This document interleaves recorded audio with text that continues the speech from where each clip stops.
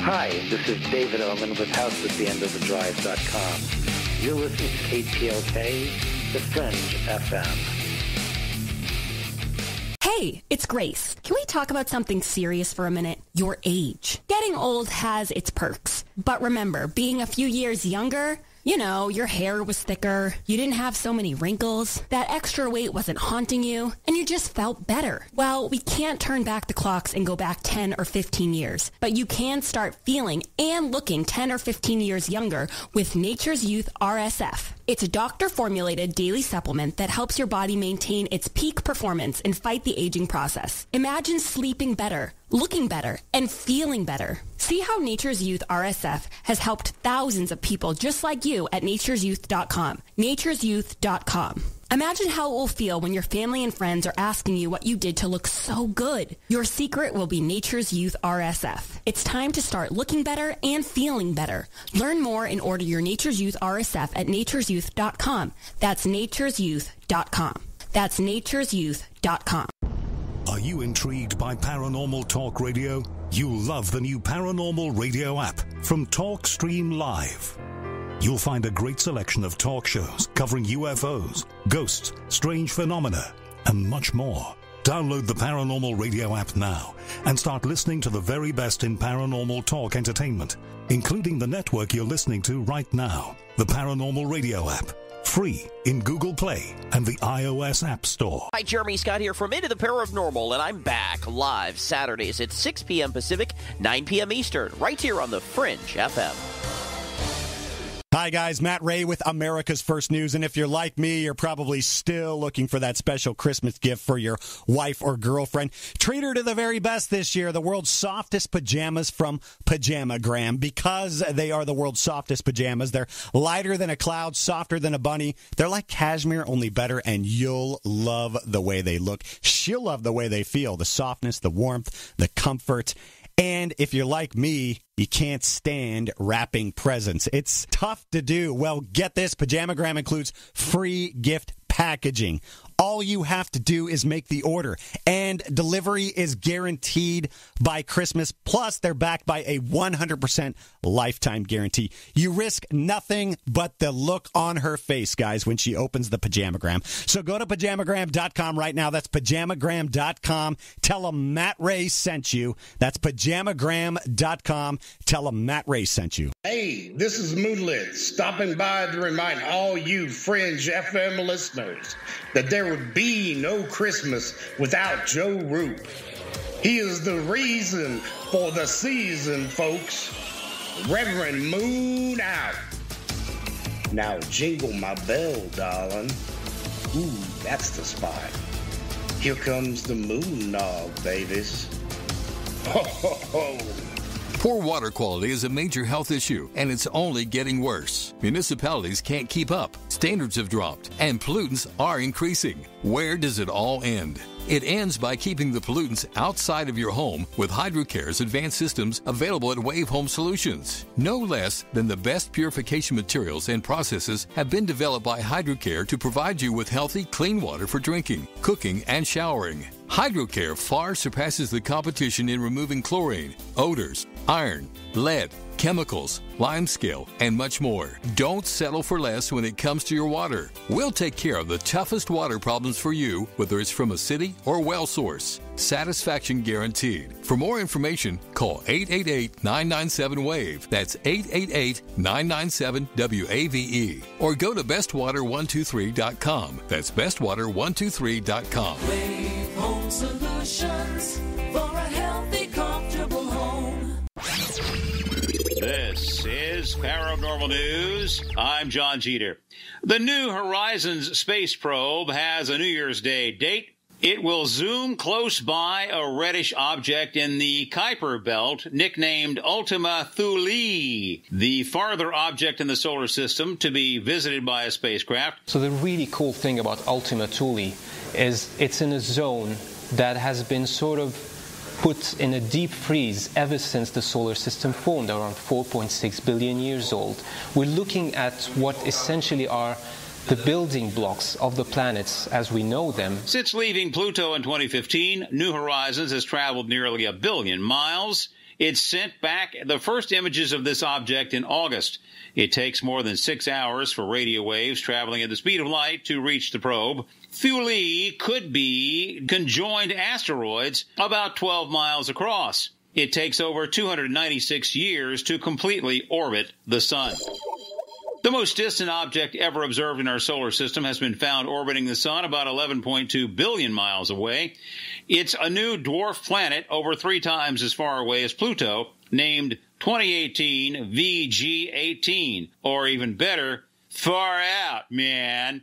It was spotted by the Japanese Subaru telescope in Hawaii last month by Scott Shepard of the Carnegie Institution for Science and colleagues. It orbits at an unusual angle with other trans-Neptunian objects. So what could be causing this strange trajectory? Could be Planet X. It could also be a group of objects within the same gravitational field. Connect with the news at paranormalradio.com. I'm John Cheater, and this is Paranormal News.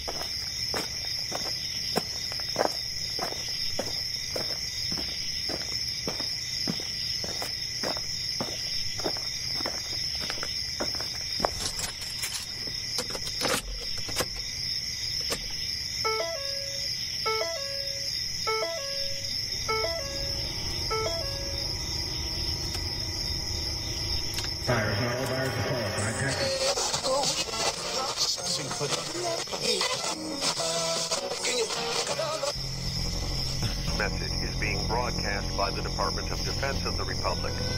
At 2 a.m. Eastern Standard Time, multiple unidentified objects were confirmed to have entered Earth's atmosphere. Discovery Houston, 20 seconds to LOS T-Drift. Contact, nice to be in orbit.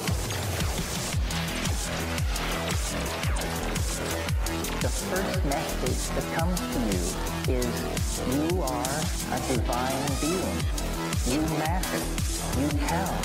You come from realms of unimaginable power and light, and you will return to those realms.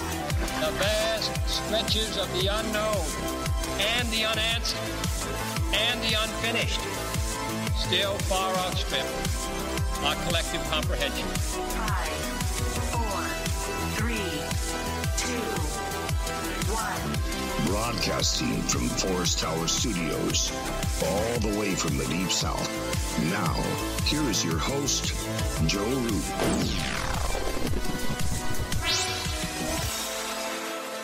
Good evening. I'm Joe Roop, and this is Lighting the Void. It is Monday night, December the 24th, on into the 25th. We are live on KTOK Digital Broadcasting, The Fringe FM, and the website is lightingthevoid.com. The call-in number, if you want to call in, is 1-800-588-0335. Our text-in line is 501-777-5631, and you can contact the show anytime via email at contact@lightingthevoid.com. Tonight is kind of a surprise show. I wanted to do it because it just seemed like a good idea. So we're going to focus on Christmas and its meaning, the exoteric stuff, the esoteric stuff. Open up the phone lines. If you're by yourself or you're not doing anything this Christmas Eve, you can call in. And, if you're alone if you're alone, that's fine too, because I'm alone here in the studio. The boy's asleep. And we're waiting on, no, we're not really waiting on Santa, but whether you're with your family or alone, whatever you're doing, it's really cool. You can hang out with us tonight on Christmas Eve on into Christmas morning. And Ryan Gable is also here with us from The Secret Teachings at thesecretteachings.info. That's his website. And I know that some of you have been sending me a message about my grandmother, and she made me think about Christmas because my father didn't celebrate Christmas, and he would drop me off there. And it was the one place that I know that I could have Christmas. And I remember being a little kid, I always wanted to sleep by the Christmas tree because I thought sleeping near those Christmas lights was really cool. And I used to be, I was a little, brat when I was younger. And I would say, man, beg them to open up a Christmas present on Christmas Eve. And, now they don't celebrate Christmas either. So literally don't really have any family that celebrates Christmas besides me and my son, and we kind of do it our own way. But anyways, yeah, Ryan Gable is here with us, and we're going to talk about some of the about Christmas, its meaning, its symbolism, and just chit-chat and hang out for a little while. It's because this is live radio, so there's nothing much better to do tonight unless you're waiting on the Santa Claus. Thanks, Ryan, for coming on the show. I really appreciate it, man. You got it. I'm excited. I think there's a lot we could talk about, a lot of fun we can have. Yeah, I'm pretty sure you've got all kinds of stuff about Christmas. And I was just listening to Ronnie's show, and I thought it was really special, the show he did, because he talked about, giving, like the spirit of giving, instead of just doing things for yourself. And I think that's kind of funny because they just did a study about that, actually. The joy from giving lasts much longer than the joy from getting. I mean, we know that. We talk about it and those energies and stuff, but they really did a study on it at the University of Chicago and Northwestern University. And in the first experiment, they had 96 college students, and all of the students were given $5 each for 5 days. And they were told to spend the money on exactly the same thing each day. But some of them were randomly assigned to spend the money on themselves, because they got to have a control and a variable when they do these experiments. But while maybe, and others were told, well, maybe they can do an online donation or a charity or spend cash that's placed in a tip jar, tip somebody. And they all reported at the end of each day how they felt about the money and how they'd spent it. And the results of it was pretty clear. All the people that bought stuff for themselves, that feeling kind of went over real quick, but the people that had given their money, they still felt happy. They still felt joy from it, even after 5 days. And then they did another experiment where 502 participants played 10 rounds of a word puzzle game online, and for each round they won, they earned a nickel, which they could either donate to a favorite charity or give away. And they all reported after each round the degree of joy they felt from winning. And just like the first experiment, those who won the most so they could give to others felt happier than the others. And, I mean, that's kind of obvious stuff, but it is kind of funny because we don't really live in a society where giving is in our nature that well, is it? It's all about getting. We're consumers, baby. Yes, we are consumers. We like to get. We like to go out and get it during Black Friday, trample people, beat people up, stab people, run people over. But, that's really the majority. That really is a minority. And I think that shows you the dualistic nature of holidays or holy days like a Christmas, where although it is commercialized, no doubt about that, people generally, I feel, do get a good feeling being around family and do get a good feeling of giving gifts to other people, children, teenagers, adults, family members, friends, and watching the excitement in their face, or at least watching that realization that, hey, somebody cares about me.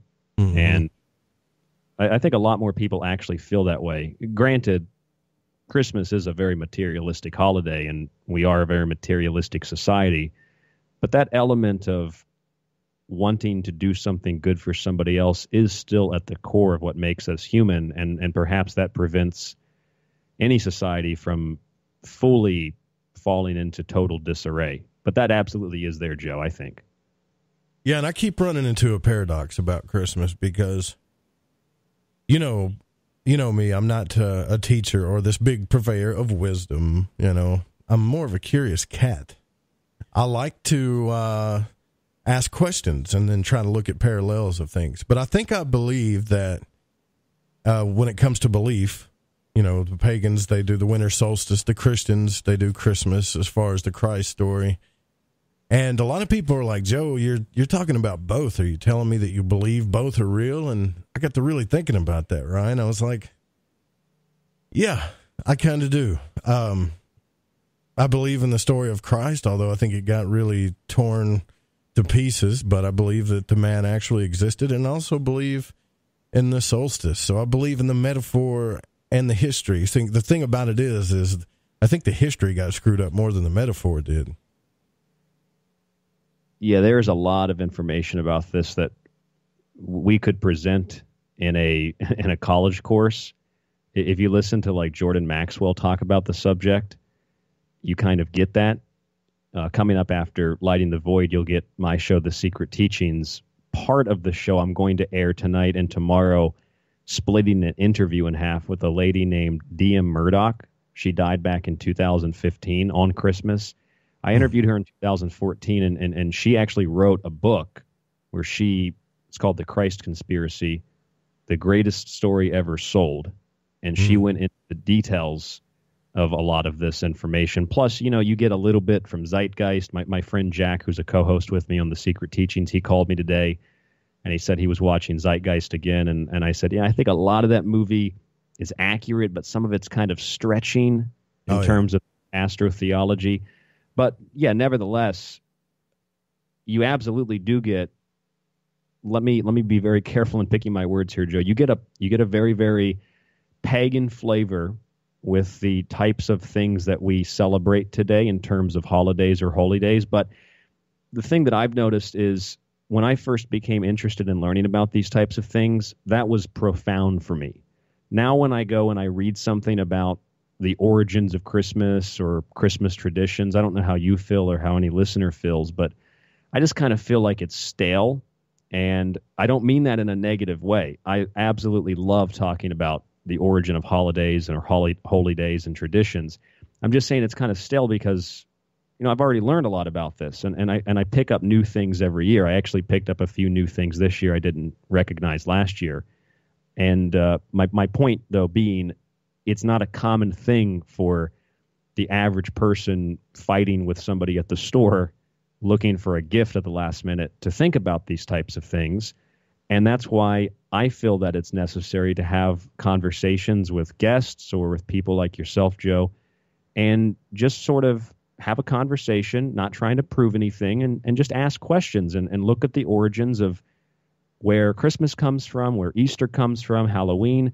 Not because I'm insinuating that my belief is right and somebody else's is wrong. I don't have a belief that I'm promoting. I don't have a belief system that I'm trying to force on someone. I'm just simply saying, hey, that's an interesting point of view.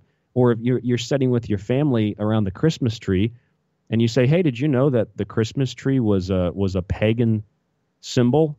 And that kind of a statement right there is a very generalized and superficial way of approaching that subject. And that usually irritates a lot of other people who might identify as Christian or whatever the case might be.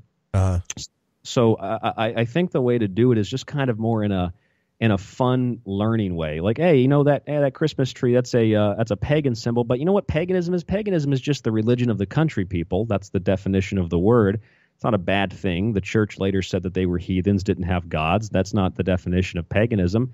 And we only brought trees inside, as we do today, to remember that nature and to hope that nature will regenerate once more and we'll be able to plant seeds in the spring when the ground thaws, and 9 months later, like birth, we'll have, like a child in the womb, we'll have another harvest, and right. It's just a big cycle. So my point here is that I know a lot of this is stale to some people, and to other people it's something they don't want to hear.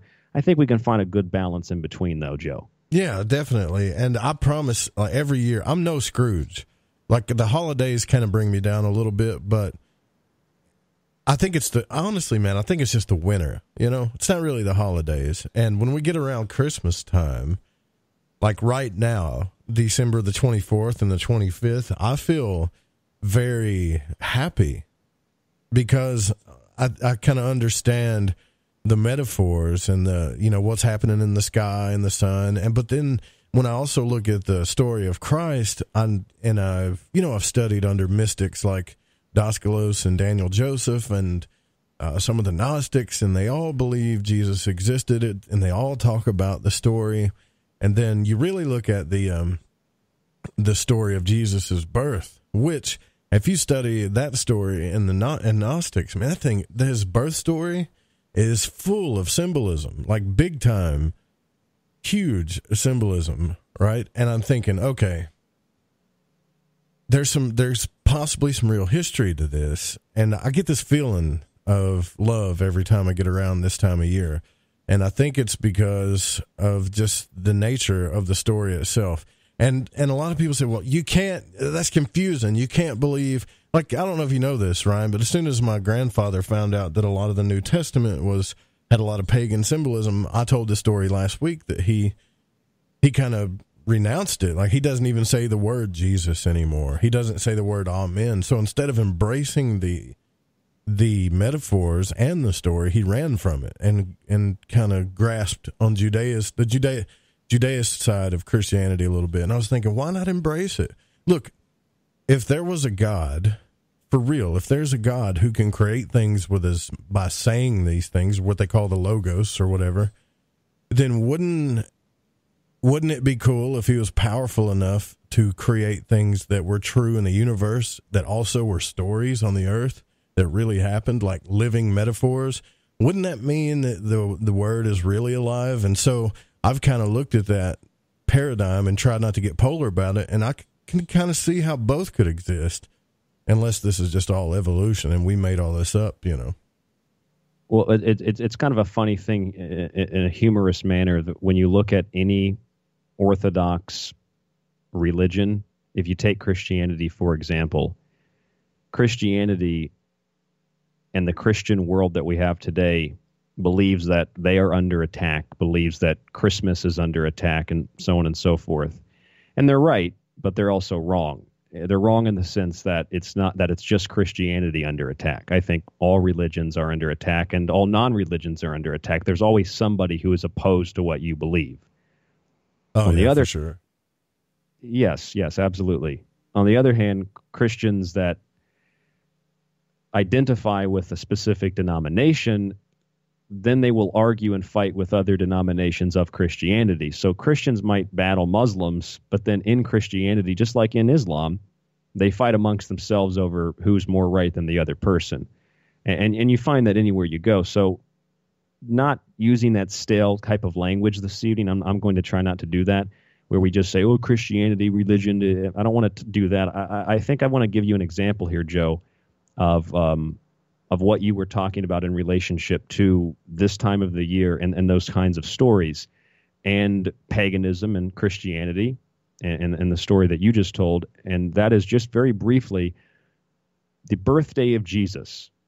Jesus was real, Jesus wasn't real, regardless of whatever the case might be. The birthday of Jesus was selected for December 25th. Now we know that the entire birthing sequence, everything about Jesus' birth, is astrological. It's astrotheology. So Jesus is the Son of God, right, Joe? The Son of God, right. S-U-N, S-O-N. He's the S-O-N of God, but he's also the S-U-N of God. So Jesus is the Son of God. Again, I know this might seem stale to some people, but I'm getting to a point. The birth of Jesus was not selected immediately as December 25th. In fact, there were hundreds and hundreds of years that Christians went through the month of December without celebrating the birth of Jesus. Later on, the birth date of December 25th was eventually selected, but in the process, members of the church fathers like Clement of Alexandria, for example, they favored days like May 20th. Others favored January 2nd, November 17th, November 20th, March 25th, March 21st. They picked all of these other different dates and kind of had a debate about it. Later, they chose December 25th because they made the decision. This is where your story comes into play with what I'm describing here. Sure. They made the decision that in Rome, people were very, very, very attracted, especially Roman soldiers, to Mithra, or Mithras, the Persian god, the sun, as they called him, the unconquered sun, Sol Invictus, that was his name, the unconquered sun. Unconquered because even though the sun perceptually dies during the winter solstice, the sun is reborn, resurrected, or birthed December 25th, and then the sun moves into the further into the northern hemisphere, and days become longer and longer until they overtake the night during Easter, which is the resurrection of Jesus, and so on and so forth. We know that story. So basically the point here is, though, that December 25th was initially rejected. Later it was accepted, but only because in Rome, Sol Invictus, the unconquered sun, Mithra, the character Mithra, his birthday was on December 25th, and so they thought it would be easier to integrate pagan belief with Christian belief because Christianity became the staple religion of the state. So basically what you have here is that you have pagans who believe their God was born on December 25th, And that's symbolic, and the stories are allegoric, metaphoric. You have a large variety of different stories. Some are allegoric, some are metaphoric, that relate to the birth of the sun, the physical sun, and all of this astrology, all of the theology that goes along with it. And so to make it easier to transition between what was considered acceptable doctrine, if you will, they just simply said, okay, you can keep doing that, but now we say that that's the birthday of Jesus rather than Mithra. So you can keep celebrating, you can keep drinking and giving gifts and playing your games, but now we're going to do it to Jesus rather than to Mithra. And so they made that slow transition. So it Politics. Is absolutely the same thing. And yes, exactly. It's precisely politically motivated in nature. Yeah, and I don't think it's, and see, that's my whole point. Like, when someone finds out that there's pagan symbolism, now it's very rare to get Christians and pagans to get along, but I think it's happening more and more these days, right? I really do see that. You know? Why wouldn't Christians are pagans? Exactly, right? They should be. And when I see that, it makes me happy, right? Because I love the winter solstice. I love the holidays of the sun, the movements of the sun. I also love the story of Jesus, and I also like investigating things, what really happened. And I never throw the books of the Bible out. I always just think they're part of a bigger story, right? So that's the thing, is like finding out what really happened. But I think if we can get our minds around the spirit of the story of Jesus, that's the most important thing to try to do. And it doesn't help having shopping days and big sales where people knock each other over and stuff, but there are people going out there and doing things really good in the spirit of Christmas. But what I would like to see is and and this is going to sound bad, but I guess I could kind of relate to the Romans in a way, right? Because I would like to see the Christians get along with the pagans and both understand each other's stories and be able to celebrate it without any hostility, without any vitriol. You know what I'm saying? Yeah, and they're just celebrating the rebirth of the sun. They're celebrating a different form, if you will, or a different representation, a different symbol of the same heavenly process or the same heavenly cycle. They just call it different things. Over centuries, we've heard it go by different names. We've heard Horus, we've heard Adis, we've heard Osiris, we've heard, the list goes on and on and on and on and on. Jesus was turned into the same type of God. Even if Jesus was a physical being, you cannot dispute, unless you absolutely reject fact, that the birth of Jesus on December 25th not only is political, but it was a religious move to help merge together two belief systems that were strictly based on the motivations of certain groups to promote their deity, to promote their belief. Like, I guess the thing I'm getting at here, Joe, is it's not like this black and white, polarized, this is it, and if you believe anything different, you're wrong, or... It shouldn't be that way. No, it shouldn't be that way, and it's not that way. I mean, I could sit here literally for the rest of the night. I could sit here until this time, Christmas is over, tomorrow or the next day, depending on where you're listening and what time zone, and I could break down all of this Christmas stuff. And yet, I would barely be able to scratch the proverbial surface. There's so much. So no matter what you read, no matter what you listen to, you get little pieces of information, but nobody has the full pie. All right, we just have slices of the pie. And to think that we have the whole pie, you're always going to learn something different from somebody else, not because they have different facts necessarily, but because they have a different perspective. And there are billions of people on this planet, and every person has their own perspective, and they can look at something that you've looked at your whole life. You don't think there's any other way to look at it, and boom, here comes another person. They give you a new perspective on it. Right, exactly. It does make me wonder, too, like, how you out there celebrate Christmas.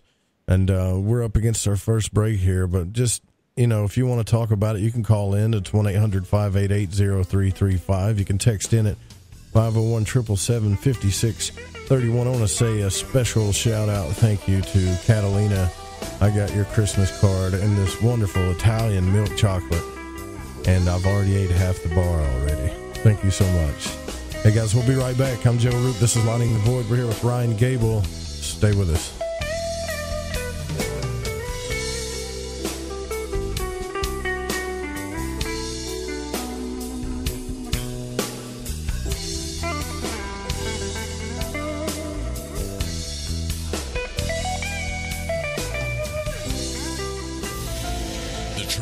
Out there. There's something out here. And so are we. KTOK Digital Broadcasting, The Fringe FM.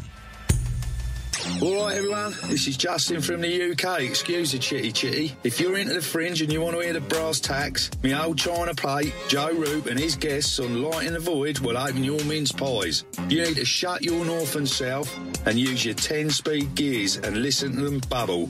You could hear a Barry Crocker, no Brussels, but he ain't no holy friar. Anyway, you be the Barnaby Rudge and take a butcher's. I like to listen to Lighting the Void because of the guests, the content, and the host, Joe Roop. He's smart, he's intelligent, and he seems to ask the questions that we all have on our mind. We're all searching for the truth, and Joe helps us get closer to it. I love this show. I love this show. I love this show. Lighting the Void. Hey, Fringe FM listeners. Did you know that when you're on the road with limited data or no Wi-Fi available, you can still listen to every minute of the Fringe FM by calling 701-719-3971. No smartphone, app, or internet needed. Saves your data plan and no extra cost if you have unlimited minutes. Call 701-719-3971. That's 701-719-3971. Listen to the Fringe FM on any phone, anytime, anywhere.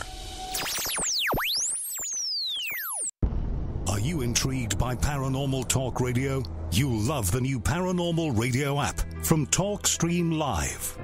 You'll find a great selection of talk shows covering UFOs, ghosts, strange phenomena, and much more. Download the Paranormal Radio app now and start listening to the very best in paranormal talk entertainment, including the network you're listening to right now, the Paranormal Radio app.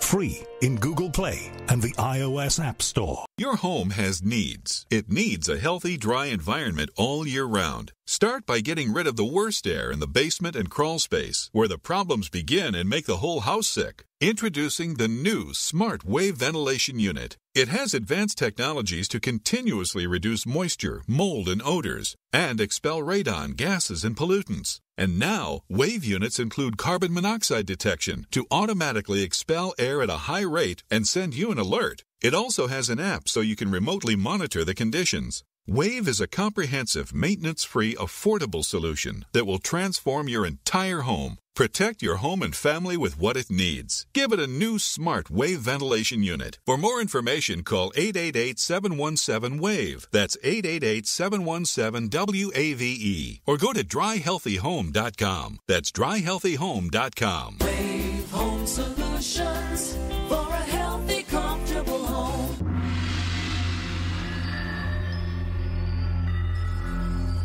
Greetings, galactic community. This is Suzanne Ross, host of Sci-Spy Radio, every Wednesday evening from 5 to 7 p.m. Pacific. Join me for this brand new show featuring a revolutionary new genre, Sci-Spy, merging science and spirituality to give us answers to the greatest mysteries of creation. Together, scientific discovery and spiritual revelation reveal the truth about who we are, where we came from, why we're here, and where we're going. Tune in to Sci-Spy Radio every Wednesday from 5 to 7 p.m. Pacific and discover the truth for yourself at thefringe.fm. You're listening to Lighting the Void Radio. Hi folks, it's a holiday season with hope in the air. Things to look forward to and no time for despair. Health can be a challenge, and so can the mail. So Get the Tea wants to help you by giving you a sale. Buy 2 months of Super Tea and get 1 month for free. No limit. That's buy 2 months of Super Tea and get 1 month free. That's a savings of $35. Where? GetTheTea.com. That's GetTheTea.com. Scroll down on the front page and find the buy 2, get 1 free ad. Click it and save. Orders over $100 get free shipping. Send the gift of life. Change tea at GetTheTea.com. We have many non-GMO organic supplements just waiting for you. This holiday season, enjoy health and Thanksgiving with GetTheTea.com. Want to call us? 928-308-0408. That's 928-308-0408. GetTheTea.com is a proud sponsor of Doing What's Right. That's GetTheTea.com. Want to know what's on The Fringe FM? Check out our schedule at thefringe.fm.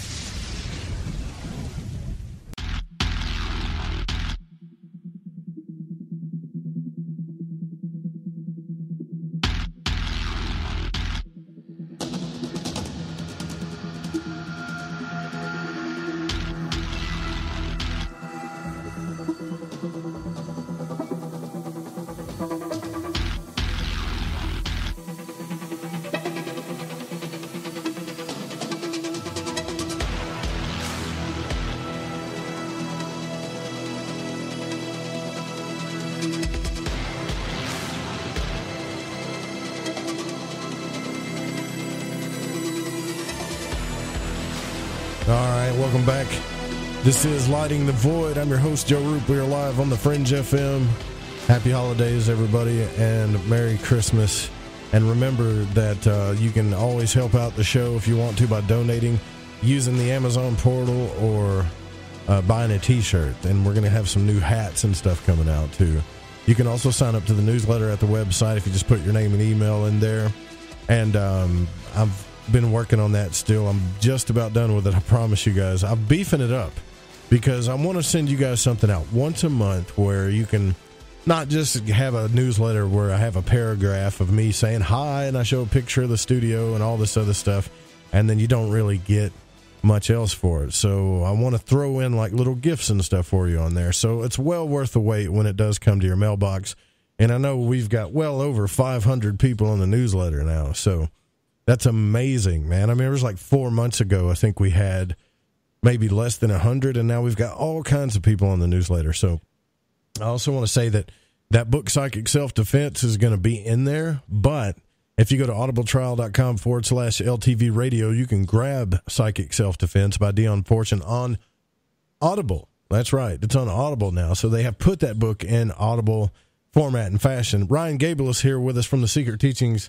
His website is thesecretteachings.info, a fascinating radio show that comes on every single night, 5 nights a week after this show. And you can go there and grab a subscription to his show and get all of the old archives. And I promise you, it is well worth it because Ryan goes back and he talks about way more esoteric information than we've had on here. Amazing guests, Jim Mars, John B. Wells, David Icke, Sophia Stewart. I can go on and on. You can grab some of his books on the website. And I got to say, Ryan, just one more time, everybody loves it when I kiss your butt. But, having you on the network, having somebody that is well-studied and an author and seeing your show develop, I got to say, man, it's really cool. I hope one day a big network comes along and really gives you an opportunity where you have to come back to me, Ryan, and say, Joe, I don't know if I can stay at the Fringe FM. You know what I mean? I hope that day comes, and I hope it comes soon. Yeah, we talked about that before. I told you the main reason that I'm here at the Fringe is because of your personal integrity. The experiences that I had with Joe and that transitional process is what made me want to come to the Fringe. I think it says a lot about you and a lot about the network. Yeah, we try to do things. We try to treat people here like family. The listeners, the hosts, everybody. I mean, I know a lot of people wish I could be more involved than I am. See, and Ryan will tell you here at the Fringe FM, like we don't micromanage or have a meeting every 2 weeks. Well, we probably should.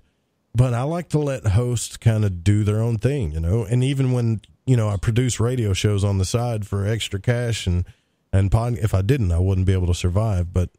And I do the same thing. Like, they want help and coaching, but if you get somebody like Ryan or Alex, just let them go, and you'll be surprised at what they get out of it. And I think your subscriptions are doing pretty good. I'd like to see more people subscribe to it, though, because they're really missing out. There's some really good shows there, man. I love the old stuff. Yeah, some of the old stuff is really, really great because of the guests. After this show tonight, my show comes on. It's new, but I'm also playing an interview from 2014 with Acharya S. That was her pen name, or D.M. Murdoch, who wrote The Christ Conspiracy. And I cleaned up the audio really nice because it was from 4 years ago when I really started to polish the show. But I listen to myself, Joe, and I kind of get embarrassed of what my voice sounded like. I just don't think that I sounded very good. But the guest always sounded really, really good. And you're right, there are so many guests I've interviewed. I don't even remember some of the people that I've talked to. Like, not because they're forgettable, but just because it's so overwhelming, the different big names and small names. And sometimes I watch a documentary and I think, wait a minute, I think I interviewed that person. It's kind of unreal to me. I'm as astonished as anybody is watching my radio show unfold. I can't believe I got here, but I did get here because of people like you who give me opportunities, and it is a family here at the Fringe, and there is no micromanaging. The most Joe gives me is constructive feedback, and that's necessary for the growth of anybody doing anything. And I really, really appreciate that. I like constructive feedback. I like honesty. I like being brazen and blunt. And that's what I try to bring to my show and any other show that I'm on. I think that's really important, Joe, just being honest. And when I say honest, I don't mean like telling secrets, and I just mean saying what you think when you think it and doing so as professionally and as objectively as possible. That's very important to me. Well, it's good to be. I'll tell you what being blatantly honest does for you. And I don't want to sound bad when I say this, but one of the biggest things it's done for me in my life, and I tell my son this all the time, is it makes you worry-free. A lot of people may not like you because you're blatantly honest, and a lot of people may not see eye to eye with you. But you can't get everybody to like you anyway, so just don't worry about it. But if you're one of these people that you want to keep everybody happy and you want everybody to like you, and it even causes you to, fib every now and then, that stuff really starts to catch up with you, I like being, excuse me, I can't help it, I'm addicted to this chocolate. I like being brutally and almost embarrassingly honest. That way nobody has anything on me. You know what I'm saying? Yeah, that's right. Did you know that he's doing this? I'm like, yeah, he talked about it on the air. He talks about it on his radio show, I don't have to worry about those types of things. That's exactly my thought process too, Joe. Say it on air. Nobody has anything on you. Yeah. Yeah. And also with anything that you do, whether it's something that we see in media where like a celebrity says something and then they have to wheel out like a podium and that person has to apologize for saying what they thought, or even if it wasn't insensitive, that they're apologizing for what they said. Even if I say something that maybe on second thought I shouldn't have said that, I just usually kind of double down, because I don't want someone else to tell me what I can and can't say, even if I acknowledge that maybe I shouldn't have said it. I'm going to say what I want to say when I want to say it, but I have a boundary, and I try to do so in a respectful, in a loving, in a professional, and an objective way. Yeah. There's a good balance that you can reach there, but I don't want to start getting to that point. You find that a lot in radio. Like, I'll just give you some examples. I hope that this doesn't make you sweat, Joe, but again, I'm just going to say whatever I think comes to mind. I'm used to it. I had a friend who told me that they were on Art Bell's show when Heather Wade was hosting. This was a couple of years ago. And they brought up September 11th, which is something that Art Bell would never talk about. And so Heather Wade immediately hung up the phone on him. And he wouldn't talk about that, would he? He never liked talking about those things. Art Bell would not, nope. And because of that, Heather Wade wouldn't either. my friend thought that they were disconnected, which they were, but they thought that they were disconnected because of a phone issue. So they called back and they were told, if you bring that up, you're not allowed on the show. I mean, even the great Jim Mars, we talk so much about Jim Mars. And the first time Jim Mars was on my show, I had Mike D in studio with me. This was when I was in Orlando. And Jim Mars talked to us afterwards for a while. He said, I have a recording of him saying this. I played on air where he said, this is one of the best interviews I've ever done. You guys are right on it. And he said, you guys, I got to tell you, like, I've been on other shows and, people have restrictions on what I can and can't say. He's like, I went on Coast to Coast. And he said, I was told that I can't go back on Coast to Coast because I said something about the Bush family. So Jim really? He was not allowed on Coast to Coast for a while. He was banned, Joe, because he said something about George Bush that they didn't like. So you find that everywhere in the radio world, like, don't say this. And if you go onto a radio show and they say, hey, you're here to talk about this, we agreed to this, please don't mention this if you can. I can respect that. But if you just come onto a show, they know who you are, what you talk about, especially like a Jim Mars. And then when you bring something up, like, no, don't say that, don't. And they have a producer in your ear telling you what you can and can't say. How much can you really trust and how much can you really get out of a radio show like that? And I'm not saying that to bash anybody or to bash competition, because I don't even see it as competition. I'm not competing with anybody. I just see it as kind of like, it's shady. I don't like it. If I can't say something because it's like offensive to your perception, there's something wrong there. Go ahead, Joe. Well, there's one thing, like, if it's different, it's almost like how we're talking about Christmas tonight. People are in the Christmas spirit. And anybody that's listening to the show is either alone and, they're not doing the Christmas thing or they're staying up late and listening. So the way I look at it is, and this is the way I've always looked at it, is if somebody, we live in a society right now where everybody is extremely, what am I trying to say? They're extremely distracted. Well, they're distracted. And it's only because we got everything on tap right now. So most people won't listen to a show or a podcast more than 5 or 10 minutes before they jump off and go somewhere else. And I understand because of all the stuff that's at your fingertips right now. But the way I look at it is okay, if these people are taking their precious time, which time is precious, it's like money to me, to listen to my jaws move up and down, then I have to respect that. And so when I have other hosts that I'm thinking about putting on or on the network or whatever, I usually don't interview them or try to tell them what to say and what not to say. I've only had to do that a couple of times, and I'm never going to do that again. What I usually do is I'll listen to their show for a long time and figure out their character. Right? So if I think this person has the right kind of character, then I'll allow it. The thing with Art Bell is if you listen to his book, The Art of Talk Radio, if you've read it or listened to it, he was taught by the woman that taught him radio pretty much in Vegas that it's always better to be safe than sorry. So you couldn't curse on his show. You couldn't talk about politics. You couldn't say last names. It was effective because people aren't going to leave because you're being a little bit safe, but they might leave if you don't get safe.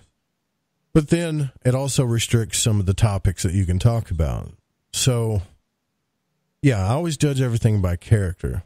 You talk about extremely controversial things, but your character is of a mature level. You're not going to start doing locker room talk, even if somebody wants you to.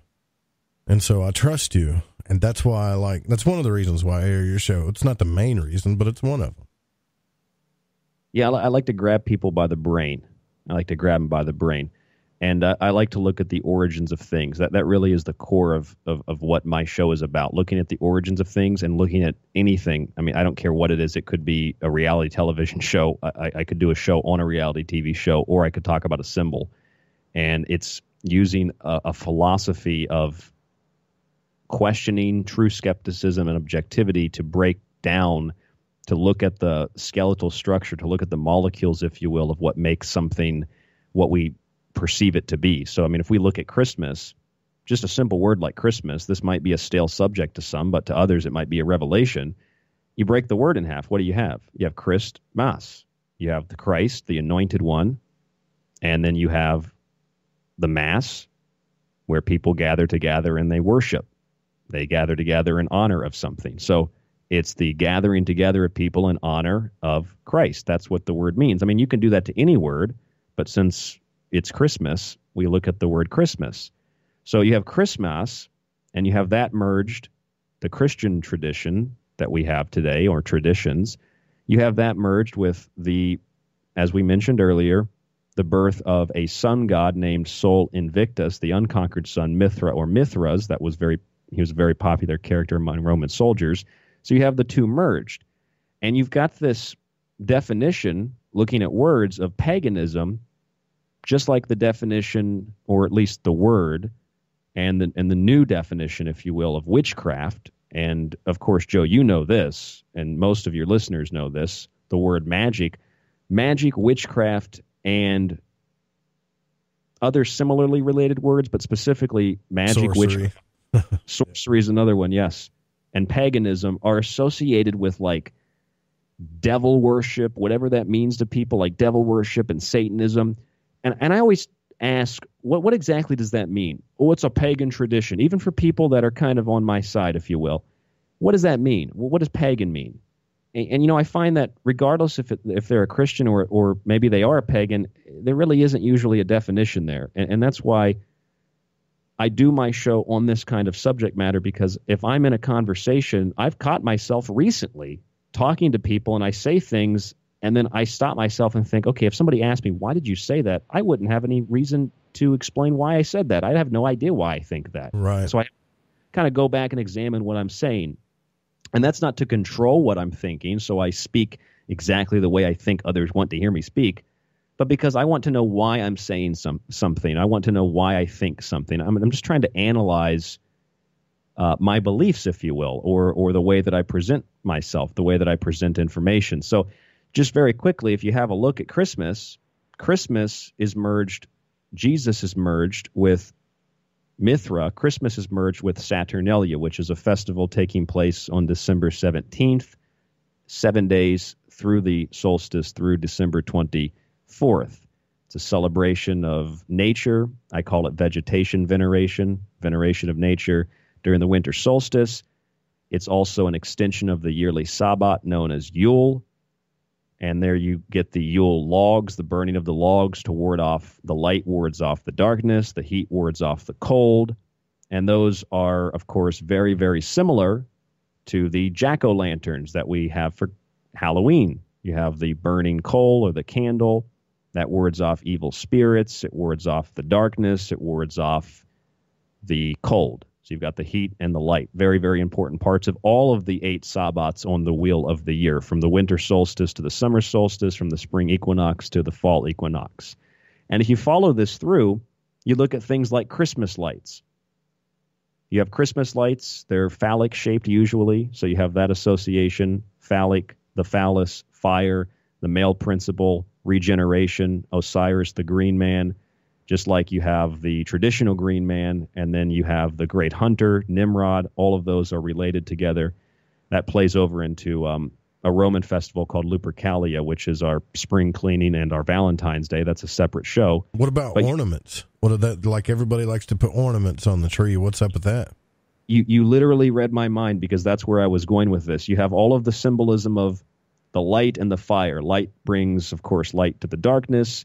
Fire brings warmth in times of cold weather.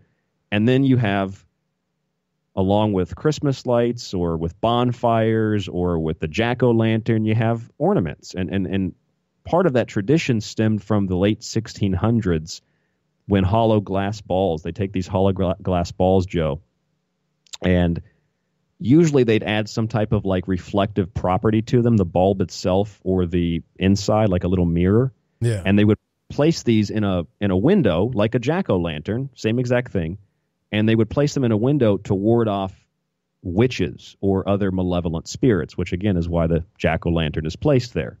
So sometime in the 18th century, these glass ornaments became known as the witch ball or the witch's ball. Some people would put hair inside of it, believing that the hair could help to capture the spirit. So or the ghost, the witch, whatever you want to call it, some malevolent presence. So they put the hair in it inside of the ball, and it was believed that the hair would absorb the evil spirits, kind of like how Native American dream catchers absorb dreams. So that is part of the tradition of the ornaments, and then you have the lights there on the tree, and then you have the green of the tree or of holly, of mistletoe, some type of greenery that you bring inside to preserve it, which is really, really similar. Going back to a show I did on Thanksgiving, I called the show John Barleycorn Dolly, because there's a tradition in England of a character of folklore, a tale about a guy named John Barleycorn, and John Barleycorn was the spirit of the crop, and this is a very common tradition throughout the world. In agricultural societies, they will take, and people still do this today as a tradition, like we bring trees inside, they will take the last few stalks of a crop and they will make them into a doll, and then they will either leave it in the field or they'll bring it inside, like the Christmas tree. And they believe that that doll, made of the last few stalks of corn or whatever it might be, whatever the crop is, preserves the spirit. It gives it a house, if you will. And then after the winter, when the ground falls, they literally beat this doll back into the ground, or they simply bury it and they plow it back into the field, believing that the spirit will then be placed back in the ground and will give the new crop life, and hopefully there'll be an abundant harvest during the next harvest. So all of this is really similarly related, whether it's the light illuminating the darkness, or it's the fire bringing warmth to the cold, or it's the preservation of certain spirits, or it's the warding off of evil spirits, whether they're witches or they're demons, or it's Stingy Jack in the folklore and the story about the jack-o'-lantern. All of it is really, really, really similar. And I know, here's the thing, Joe, it would be considered paganism and therefore evil to believe in things like this, but it's not evil. This is just the origin of where stuff comes from, and paganism just means the country religion. I think it's cool. I think it's cool to know the history of it. Yeah, why would I want to sit around not knowing what I'm doing and why I'm doing it? I want to know why I'm doing it, and you can still have fun. Who said you can't bring a Christmas tree inside? Who said you can't put lights on the tree? I just think it's an interesting conversation. You're decorating the tree with your wife, your husband, your friends, your family, and just like, hey, you know what those lights mean? And you explain it to them. What are they going to throw? Yeah. I told Corbin about that. He's like, do we celebrate Christmas, Dad? I'm like, yeah, we do, even though most of our family doesn't. And then I told him, about the solstice, and I told him about the story of Jesus.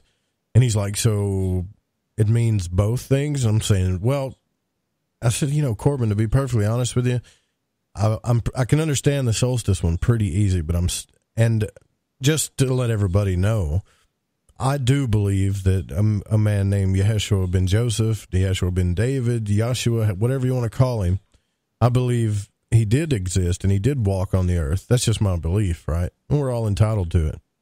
But I also believe in the what the pagan symbols mean. And so I told him that, and he kind of looked at me cross-eyed, and I said, well, maybe I should teach you about polarity first. And he's like, yeah, let's have that discussion later.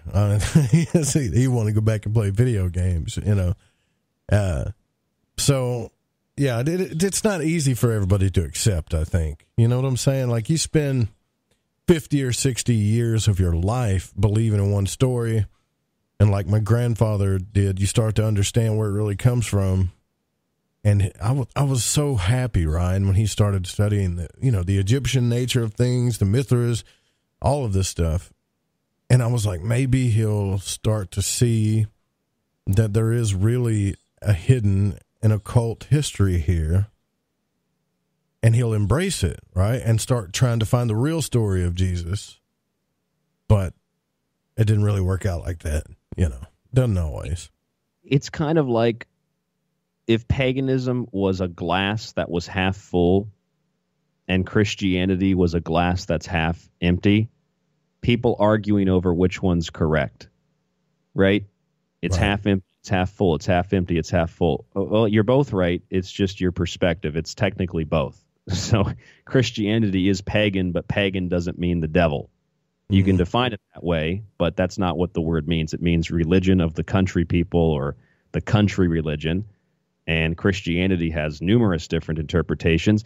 That really, I think, is at the core of a lot of misunderstanding. It's the type of language we use, and the type of assumptions that other people make and the type of assumptions we make in using certain types of language and defining words differently than other people do and using them in or out of context. There's a lot of issue because of improper communication and because of assumption. That creates a lot of problems. And, another thing is, if you were decorating your tree and you said something about, hey, where these lights come from, they represent the phallus, they represent, the penis, ejaculation, regeneration, things of this nature. Maybe you don't say, hey, they represent the penis, but if you explain it really simply, or if you say, hey, where Christmas colors come from? It comes from holly, the green leaves and the red berries, and, also red is the blood of Jesus. Red is the longest wavelength, which relates to also in Satanism, they really do use red and black. So you have the red, and then you have Saturnalia, the origin of Christmas as we know it. So you have the worship of Saturn, or the veneration of Saturn, who is the Grim Reaper, carries the scythe, cuts down the crops. That's the green man. That scares people too. The whole Saturn thing. They think Saturn's evil in itself. Yes, it's his own children, and so you have that fear because of those types of symbols, and then you have the color red associated with that. So red and black, traditional colors of Satanism. There's a lot of stuff that the red and green represent. So you just say, hey, the green and red, it represents this. It's just a conversation. And the one thing that is irritating about that is going back to what we were talking about with Radio Joe. I want to bring this around full circle. What bothers me about playing it safe is that no matter how safe you play it, there's always going to be a group of people who want you to play it safer. And eventually, if you keep playing it safer and safer and safer, let's use a sports analogy. I don't know anything about football, but I know enough to use this as an analogy. If you just keep taking a knee and you go backwards and backwards and backwards, and let's say you could run 50 plays and you go from the 50-yard line, you lose a yard 50 times in a row, you're going to end up in the end zone. It's going to be a safety. You keep being safe, being safe, being safe, being safe. You never take that chance. You never just say what's on your mind. You never just say what's actually true. Like if it's a fact, you never give your opinion. You're going to be backed into a corner. Yeah. And so you're going to be in a scary place for sure. Yeah. Yes, you are going to be in a very scary place. I find it scary not to be able to say what I think. I mean, there are situations where we can respect others, but one thing that always irritated me is any gathering of people like for Christmas, and they can sit there and talk about anything. But as soon as Ryan opens his mouth, or I'm sure as soon as Joe or anybody listening, as soon as you open your mouth and you say peg, and as soon as you get to the G, people are already there. They're telling you to shut up, go in the other room, don't bring that up, it's negative. It's like, why can you talk about anything that you want? I've been listening to you talk about the Kardashians for 45 minutes. You've been talking about Taylor Swift. You've been talking about what soda you like. Why can't I bring up something I want to talk about? So there are certain things that are acceptable, certain things that are not, and it's wrong. Just say what you want, and if people are upset, that's their problem. Right, and speaking of which, I've got a new sodas. I've got a New Year's resolution. I'm cutting those babies out this whole next year. I don't know about the diet sodas, though. Do I have to... we got to take a break, but do I have to do diet sodas too, Ryan? I'd rather you cut those out than regular soda. But yeah, you got to cut those out, I think. Yeah, so it's next year. This is my resolution. Besides taking a trip somewhere, I'm going to just do, I guess, tea, a little bit of coffee, some juice, and water. Got to do a little Kool-Aid too. I know you don't like that one, but we'll be right back. Go stick with the tea. The tea is good. We'll be right back with Lighting the Void. I'm your host, Joe Root. We're live on the Fringe FM. We're here with Ryan Gable. This is our little Christmas Eve special. I dropped a funny little picture Moon sent me in the Fringe FM chat. Check it out. It's hilarious. We'll be right back.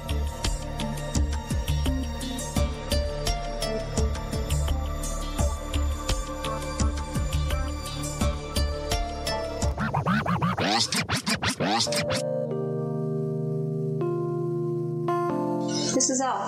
I listen to Lighting the Void because it's interactive radio with good content, interesting guests, and a humble host, sharing his journey through the esoteric. Hey, Joe Roop. Thanks for having us along for the ride. Thank you so much. What a delightful evening. Well, I got a lot of ground to cover.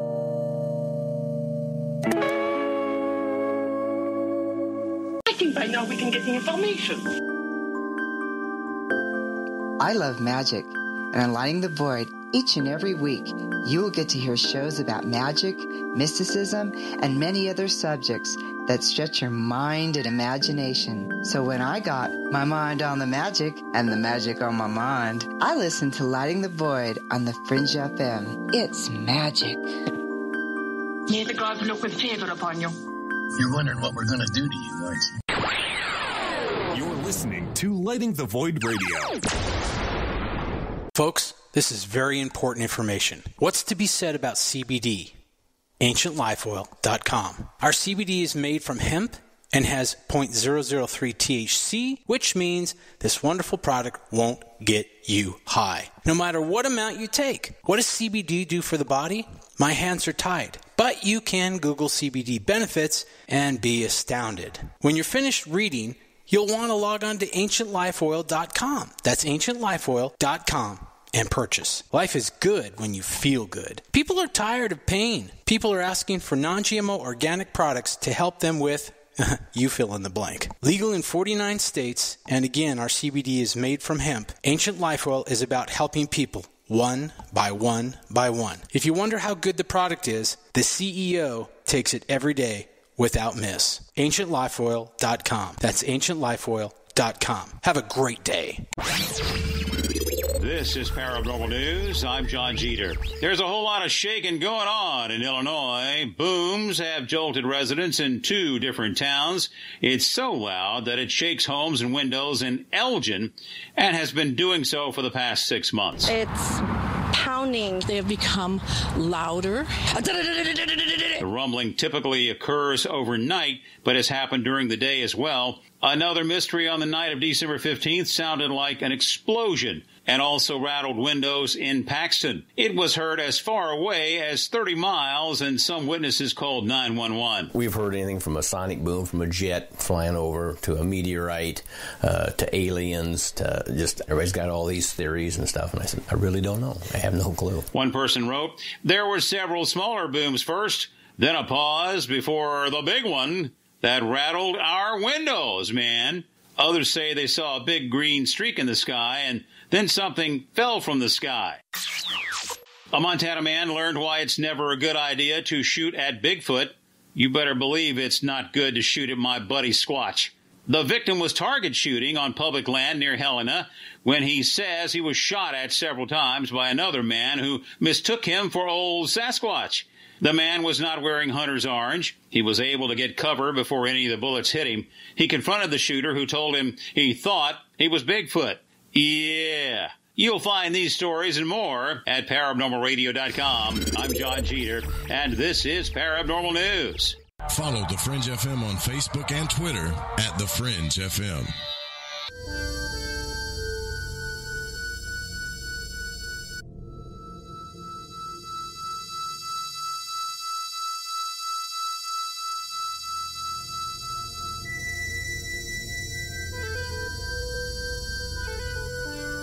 You're listening to Lighting the Void. The call-in number is 1-800-588-0335. If you would like to text, you can text in at 501-777-5631.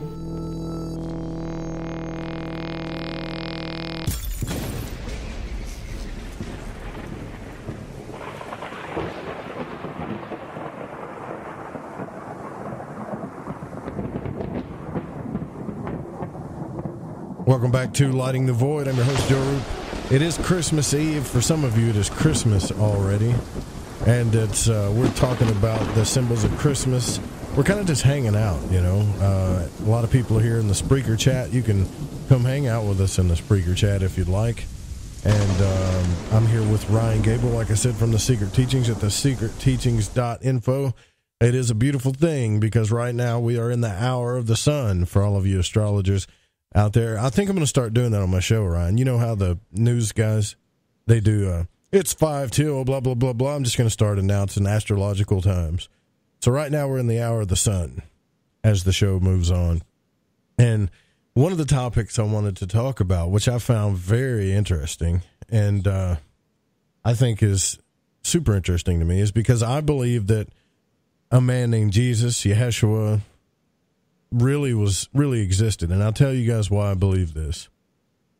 Not because of the story of the Bible, but because there are so many other books that have accounts of this man called Jesus, even Eastern books. And it wasn't until I met Daniel Joseph. It's funny because my first name's Joseph Daniel, his is Daniel Joseph, which was a student of Daskalos, which was a man that was a really good mystic and healer, actually taught the Theosophical Society. He was one of their hidden masters. He did pass away, but the Researchers of Truth.org, they still carry on and do the studies, and it's kind of like they're teaching, what they teach is like the Essenes, what the Essenes taught, and they talk about Buddhism, all the religions. It's a mystery teaching.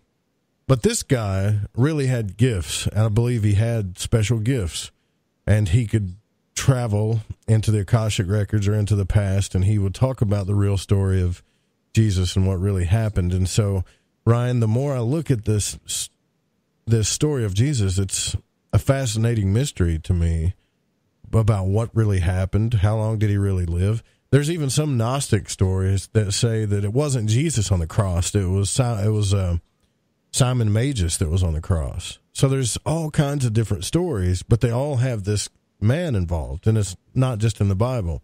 But those stories definitely don't totally go along with the Bible. So this is what I've been looking into. Not to prove that he exists, but I like to validate stuff like that. It's a great mystery, Yeah, or as the name of D.M. Murdoch's book is, The Greatest Story Ever Sold. It's funny because when you think about Jesus, that kind of triggers people to immediately, that includes me, my mind starts running wild, my brain. I start processing information. You're obviously thinking about it. I see people in the chat room commenting. You say Jesus, it's like saying Holocaust. You say Jesus, it's like saying racism. Like it really sparks some type of thought process, and it goes in a variety of different directions. Before you really go into the story of Jesus, I think it's, again, really also important to discuss titles and words and definitions, because Jesus is how we know this character, and we also view this character, and I think this is actually funny, we view this character as like a white guy with blue eyes and blonde hair who was born and wandered around the Mediterranean 2,000 years ago. I don't think that there were any blue-eyed, blonde-haired European Nords wandering around the Mediterranean 2,000 years ago giving out secret teachings, if you will. Or all the disciples' names, too, like Peter, Paul, John. And these are some strong American names, they sound like to me, or English names, Yeah, and they also just happen to be associated with the wheel of the zodiac too, where we primarily get the cross or the sun wheel, like the Celtic cross. Right. Yeah, you're exactly right. So if we are to recognize initially that the names that we think of, the names that we use, are not the real names per se, that helps us, I think, to maybe break off like if you looked at the pyramid, that original limestone casing that was on there, the Great Pyramid, we can kind of break off the limestone casing of this story, and we can start getting the proverbial ball rolling. One other thing that you come across is that Jesus was a name that was given to many people. It had different meanings. It has different meanings today because you refer to people as Jesus. Some people refer to Jesus as the Christ, but there were many Christs because Christ was a title. So Christ was also known as the Messiah, and you have to play around with these words and see where they come from, because Messiah is also a title that's been applied throughout history. So Christ and Messiah both were titles. Now get this, Joe, this is interesting. Egyptian pharaohs used to be anointed with the fat from a crocodile. And the fat they took from the crocodile with a little oil, they would anoint the pharaoh with this, and they would call the pharaoh in this anointing by the fat, they would be a Messiah. And the reason that they would become a Messiah is because the crocodile fat was called the Messa. So they follow that through to the Messiah. And then, of course, Messiah does just mean the anointed one. So anyone who is anointed with oil or holy water, they become a Messiah. If you've ever been anointed, you're a Messiah. If you've ever been anointed, you are a Christ. Christos. I've been anointed before. I don't consider myself a Messiah, though. Well, I think that you are. Joe Roop, the Messiah. See? Well, that really helps my ego. Thank you. It's it's just a definition. Yeah, I mean, it doesn't have to mean anything, right? So my point here being, Joe, as I'm sure a lot of your listeners recognize, a lot of my listeners recognize, is when you break down the wording, things kind of fall apart really easily, but not in a negative way. It falls apart in a positive way. We kind of blow the dust off of this, and then we can take a different look at it, and then we can kind of maybe address more specifically your question of Jesus once we break off the titles that were given to him, that were also given to many other people who lived during that time before and afterwards. Does that make sense? Yeah, and I think from a Christian point of view, the fundamentalists would love for there to be more than just circumstantial evidence, right? They would love real evidence. They don't really need it. And I got to be honest with you, not all Christians are what you think they are. I've met some Christians that are really what Jesus teaches type Christians, you know? I mean, they really keep the guy's commandments. They really treat people right. They're good people. But the whole idea, the mystic idea of Christ is a state of being.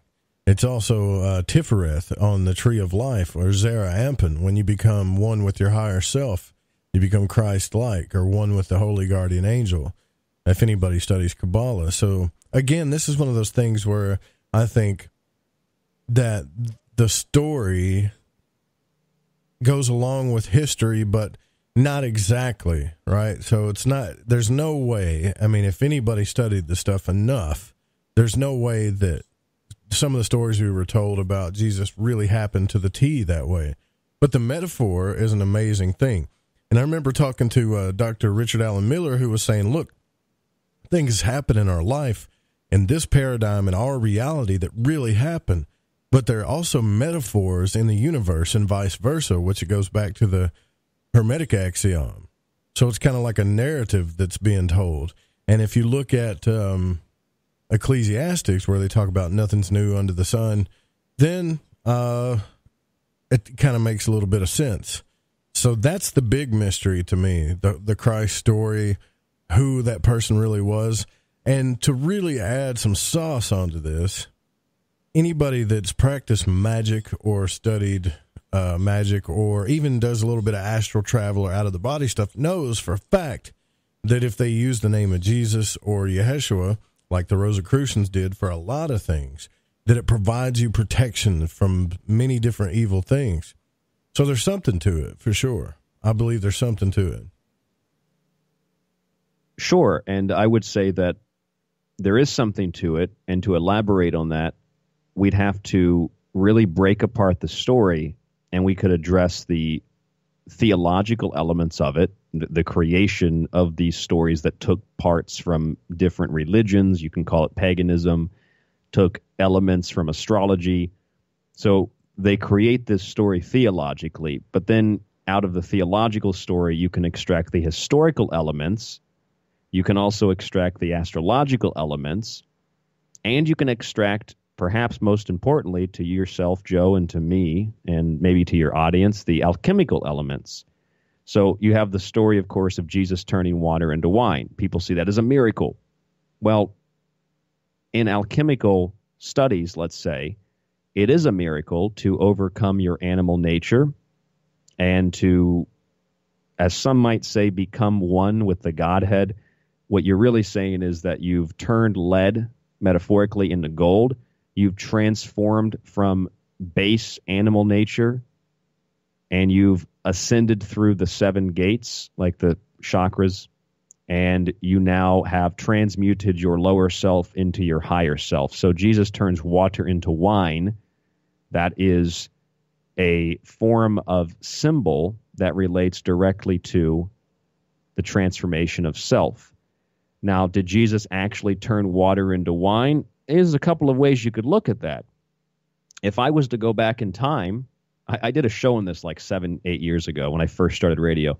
I just thought it was kind of funny. If I went back in time with a time machine, so I go back in time, and Jesus is walking down the street. I see him going to that party, and he's got his container of water.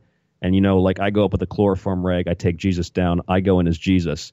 And I don't know how Jesus is turning this water into wine. So I got Jesus outside tied up just for the party. I go in, I'm Jesus. And I've got a packet of Kool-Aid. All right. And it's like Kool-Aid, or I've got like a powdered wine or something. I can turn the water into wine. I see what you're saying. You can powder the water for sure. Yeah. Right. So now I've turned water into wine. I am Jesus. I performed a miracle. You think that's what happened? Or no, I don't think that's what happened. But I think if we look at it from that perspective, then you can see that if you perform something that is explainable through science, which I think most, if not all, things are explainable through science. But if you do something that is explainable through science that the average person understands today, like if I pour a packet of powdered sugar and what they call Kool-Aid into water, and I can turn the water red, that might be a miracle to somebody 2,000 years ago. That might be a miracle to somebody because they don't understand that, right? Well, I'm sure it would be even a bigger miracle because especially if you use something like crystal light, everybody would love you. Hold on, hold that thought. We got a phone call here. Let's see. Moon, it's Moon from Tennessee. What are you doing, brother? Or Ohio, wherever you're at. Ohio, man. Yeah, your number says Tennessee on it, though. I don't know why. Oh, yeah, I know. It's just crazy stuff, man. The government messes with me so bad. The NSA, they're hideous about this crap. What's on your mind, Merry Christmas, brother? guys. Merry Christmas to you, too. Happy Yule, Happy Hanukkah, Happy Solstice. I probably missed a few of them. Yeah, Ramadan and, anyways. That's not happening yet anyways, but hey, Ryan, how you doing, man? Can you hear him, Ryan? Is he there? No, I cannot. That's weird. I don't know why you can't hear him. But what's on your mind? I just want to let you guys are just so far off the mark. It's just ridiculous. Ryan sits there and talks about doing things. Can you hear me, Joe? Yeah, you're fine. I'm just listening to his question. Go ahead. Can you make him hear me? Or I can hear you. Go ahead. Okay. I mean, you talk about doing stuff by science and everything else. The story of Jesus is a classical story of interbreeding, of hybridization of aliens. It's just the classical story, the whole thing. Wait a minute. Hold on. Are you saying that the story of Jesus is an alien story? Is that what you're saying? It's based on aliens? Yeah, the whole thing, start to finish. His entire life from when Mary was fertilized all the way to the very end whenever he went back up to the ship after he was supposedly killed and stuff like that. Everything in from start to finish is a classical alien scenario. All of it. And it's all scientific stuff. And, it's written down all the way through the entire thing, and nobody gets it. And that's the sad part about the whole thing is that, there's nothing spiritual about it. It's all straight out of, it might as well have been written by Ray, Roddenberry. Well, I mean, what do you think? What do you think, Ryan? Do you think that the story of Jesus could be alien in nature? That's what Moon's calling about. Well, number one, I have thought that before. I don't think that that's the case. However, you can look at it from that perspective and as valid as a way as anybody else from any other perspective, be it Christian, pagan, atheist, whatever it might be. And then also, if you think about Jesus just using definitions, if Jesus is not from here, right, he's not of this world, he created the world, he is God. Different people define Jesus differently, I guess. But if Jesus is not from here, he's not from this terrestrial plane, then he is an extraterrestrial. So you can play around with the language that way. I don't know if I believe that Jesus was an extraterrestrial. However, he did say he's not from this world. Side is. right? Yeah, he did say he's not from this world, but you also have that same archetype throughout so many different cultures. I think that just like with alchemy, you find that in children's stories that are still preserved today. There's something about the Jesus story that has preserved sacred information, and it relates to alchemy, and I don't think it has anything to do with aliens. That's just my personal opinion, but I get what he's saying. I can't hear him, but I get what he's saying. No, you can hear him now. It was the monitors. I didn't have your monitor up. Okay, great. There's a lot of people that think that, though, Moon. It's not a bad theory. You see, that's the beauty of the Christ story to me, is like, look here, I believe that Christ existed, but I also believe, again, I'll say it, that I believe in the metaphors of everything, too. So I think there's kind of two stories going on, but they kind of relate to each other. And, let's just take example for when they say God created, he spoke and created. Well, that's just another word for the logos, right? Well, if the logos, let's say there is this really great logos behind universal things that creates things with sound, but they're universal laws. So I know it doesn't make sense, but I really believe that there's a Christ consciousness, but there was also a man that his name was Yeshua, that a lot of people believed had that, and that taught a lot of mysteries. That's what I believe. Now, whether he was an alien or not, I'm open-minded enough to think that could be possible, right? That's definitely possible. I don't know why it wouldn't be. But here's the deal: is that we always look at aliens not having any religion. Right. We always think that they're going to be totally science-based and that they will have no spiritual beliefs at all. But if you look at it on the case that the aliens themselves do have a spiritual side, and that they do look at all this and they go back and they say, you know what? Something happened that created something. There was not, the universe did not get created out of nothing. So something had to create everything. So maybe they believe in that there is a God. In that the book of Urantia explains that, like, everybody's kind of aliens or overlords, I guess, of their own planets and stuff. And I think the Mormons believe that too. Yeah, if Jesus is. Go ahead. But if you sit there and look at this, when you look at all this stuff and say that, when the aliens gave knowledge to us, that they were also giving their belief in a God and a creator. And that they also had that belief of a being that created the universe. Yeah. So if you mix that in with their own beliefs, with the science and with their own spiritual beliefs, which would be the case just the same as if we right now went to another planet, we would have our science beliefs and we have our spiritual beliefs. You see, it's just the same way. If we were to go right now and find a new, like if we just go out in the Andes or something like that and find a new village of people that have never had any contact with anybody, and we started explaining things, we would give them our spiritual beliefs, and we'd also introduce them to science. Yeah. Wouldn't that be the same if you had a alien? Well, it's kind of like group come to some. It's kind of like the prime directive, too, thing, right? Where you don't want to screw everybody's paradigm up. You don't want to shake it up too bad.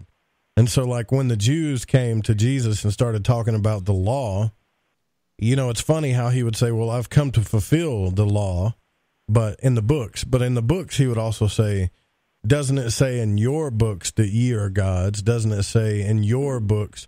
So he kind of talked at them like that the people created these laws. And sometimes I wonder if he was just going along with their story kind of to help things along and evolve them without shaking up the paradigm too much. Yeah, I mean, if you were, a group now this that had, is all theory, though. This isn't advanced knowledge, you would look into what they got going on. Your computer system or whatever could sum up the situation very quickly about their beliefs and whatever is going on. You'd look into that before you had any kind of exchanges with that civilization, so you wouldn't mess them up too badly. Right. And you'd be, you might monitor them for decades before you even visited the planet. So you would have all the information you needed to have about them, including their religious beliefs, before you even talked to them the first time. What are you doing this Christmas, Moon? Have you been watching science fiction movies? Because I have. I have not even turned the TV on today. I haven't turned the TV on in 2 days. I've just been investigating stuff on the computer and, I should say on the internet. Visiting with some people and talking to some people I haven't talked to in a while. Just messing around with some things, and I'm going to do some stuff with family tomorrow. Oh, good. So I'm trying to do stuff that I haven't done, and I'll probably chill out and watch a movie tonight in the wee hours in the morning. But that's the cool stuff. I try not to do. Well, listen, we got to go into break here, but thanks for calling in, brother. I appreciate it, man. That's a good point. We didn't bring it to the table there. Thanks a lot, Moon. Yeah. Oh, and thanks for the ugly picture, by the way, of me and Ryan. Yeah, I saw that, and I thought of the two of you, so, All right. Take care, have a happy brother. Christmas. Bye. If you guys go to thefringe.fm/chat, you can see that picture that Moon put in there. It's a picture that he found of two dudes wearing Christmas sweatshirts, rubbing bellies or something. And then he put our heads. It's terrible Photoshop, by the way, Moon, but he put our heads on there. It's kind of funny. But we'll continue this discussion. We're towards the last part of the program here. I'm with Ryan Gable from the secretteachings.info. You guys, this is our last break tonight. Make sure that you sign up to the newsletter, and we'll be right back.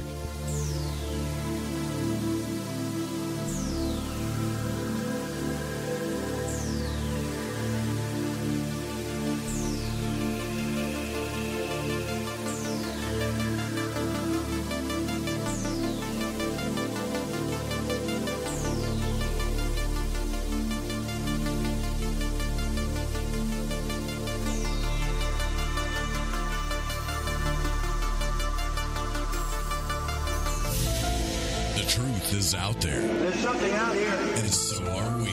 KTOK Digital Broadcasting, The Fringe FM. You're listening to Lighting the Void Radio. Who were the real ancient Egyptians? What is it about ancient Egypt that captivates us all? The critically acclaimed series Magical Egypt is back with all new episodes. Let Chance Gardner and company take you on another adventure through Magical Egypt in the new series Magical Egypt 2. Magical Egypt 2 attempts a forensic reconstruction of the science of the ancients through a study of ancient aesthetics. Also, the best researchers and authors in the field like John Anthony West, Graham Hancock, Laird Scranton, Robert Bouval, Lon Duquette, Aaron Cheek, and more join together to explore the topics of the esoteric and the hidden messages of the ancient Egyptians. Just go to magicalegypt.com right now and put in the code word FRINGE and get 10% off any download or order, including the groundbreaking original Magical Egypt series, as well as the new episodes in Magical Egypt 2. Also, check out the great work and the companion series at magicalegypt.com. Click the banner on the Fringe FM or go to magicalegypt.com and use the code word FRINGE and get 10% off your order today while it lasts. All right, everyone, this is Justin from the UK. Excuse the chitty. If you're into the Fringe and you want to hear the brass tacks, me old China plate, Joe Roop and his guests on Lighting the Void will open your mince pies. You need to shut your north and south and use your 10-speed gears and listen to them bubble. You could hear a Barry Crocker, no Brussels, but he ain't no holy friar. Anyway, you beat a Barnaby Rudge and take a butcher's. So, you love talk radio? Then you'll love TalkStreamLive.com. TalkStream Live is always on, 24/7, with the best streaming talk shows. Find your favorite talkers and discover some new ones. It's free, readily available online or on mobile with any smartphone or tablet. Finding your favorite talk shows all in one place has gotten a whole lot easier. Just go to TalkStreamLive.com. Be sure to download the free apps from Google Play or the iTunes App Store. Hello, this is Vance Nesbitt. Take the time to expand your mind by listening to Lighting the Void with Joe Roop right here on the Fringe FM. Follow the Fringe FM on Facebook and Twitter at the Fringe FM.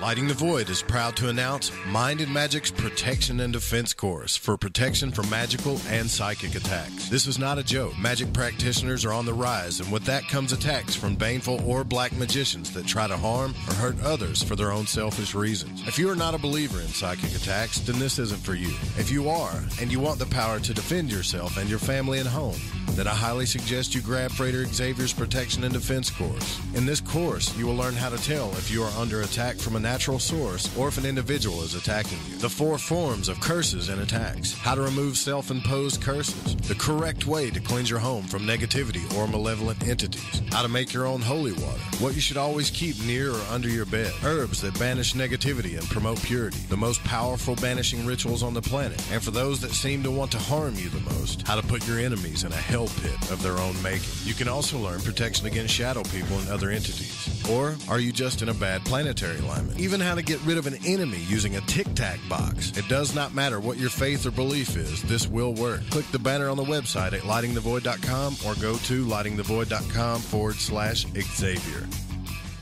Want to know what's on The Fringe FM? Check out our schedule at thefringe.fm.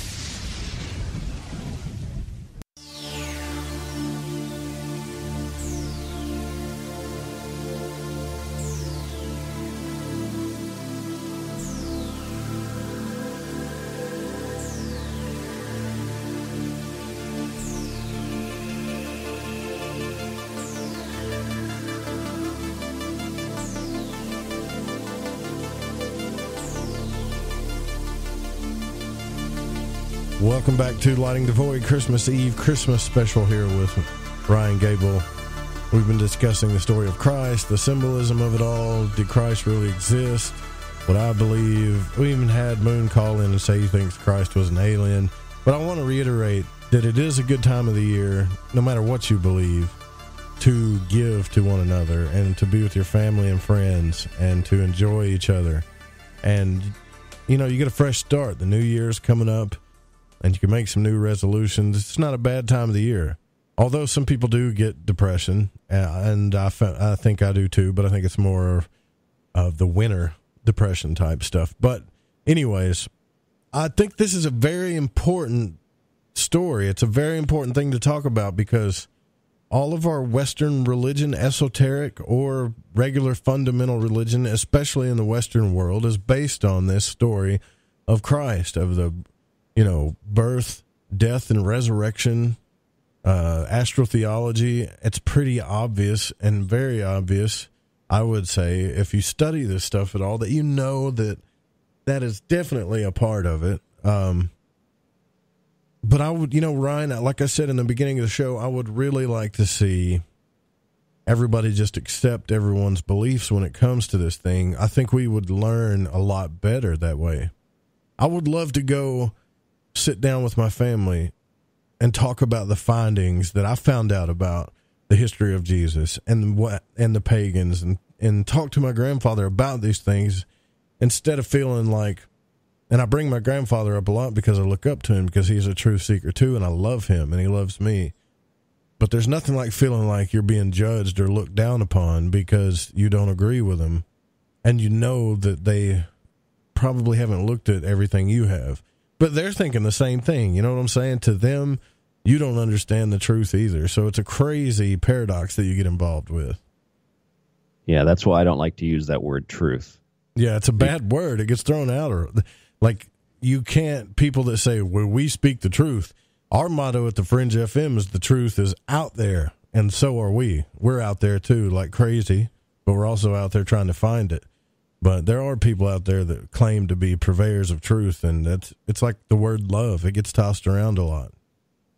If Jesus wasn't extraterrestrial, I mean, by definition he is, but if Jesus was an extraterrestrial in the sense of ancient alien theorists believe, if he was an alien in that sense, then he was probably just incorporated into current human beliefs. At least that's my opinion. Now you could say, well, aliens gave humans those beliefs, but it's kind of like the pyramid, the Great Pyramid of Giza.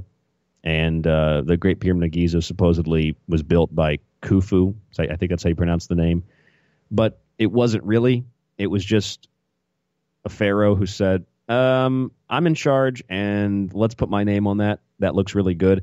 It's also like what presidential administrations do collectively every 4 years or every 8 years. A Republican's in office, and all of the good stuff that they did, they like to brag about that. But anything bad that they did or anything bad that happened during their administration, they blame it on the other administration. So they just take responsibility for what's good and then no responsibility for what's bad.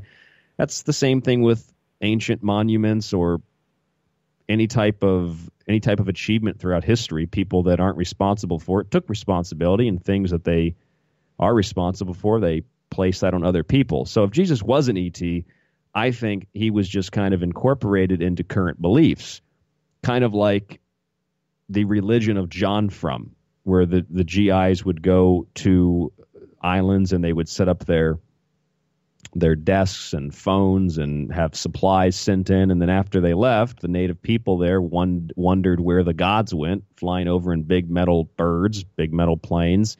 And so we call it the cargo cult.